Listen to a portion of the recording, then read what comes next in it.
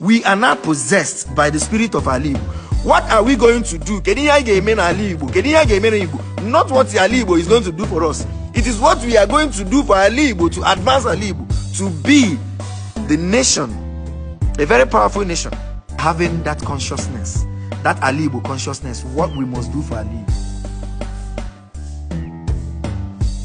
Ala-Igbo shall be built by indeed the Igbo consciousness, rebuilding our land, making Ala-Igbo powerful. And I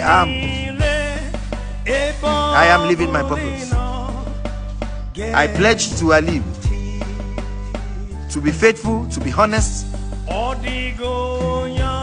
be agile, to be rugged,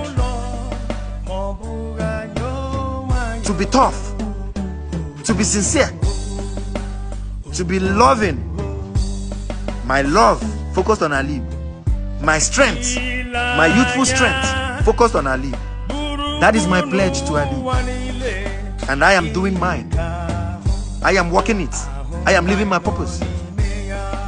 And you, wherever you are, you must make this pledge. Join us as we rebuild Ala-Igbo. You must find a way to be. To be what? To be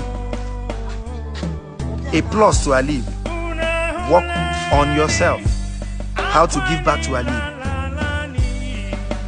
This is our only land. This is our only nation. We shall continually make efforts that will exalt Ala-Igbo, that will exalt the name of Ala-Igbo, make us powerful. It is in our hands. So I pledge to Chukwuoki, nke pụrụ ime ihe niile, nke kere ụwa, nke kere eluigwe n'ụwa, contribute to Ala-Igbo, rebuild Ala-Igbo, work for Ala-Igbo, do for Ala-Igbo, die for Ala-Igbo.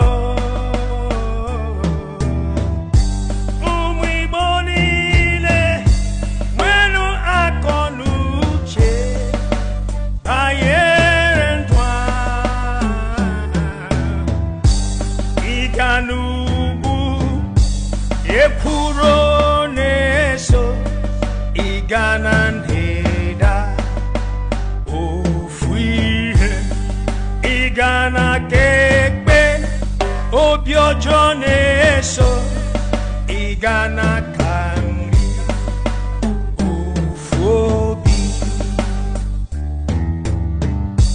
otutumbe anamadra juju gini kaimere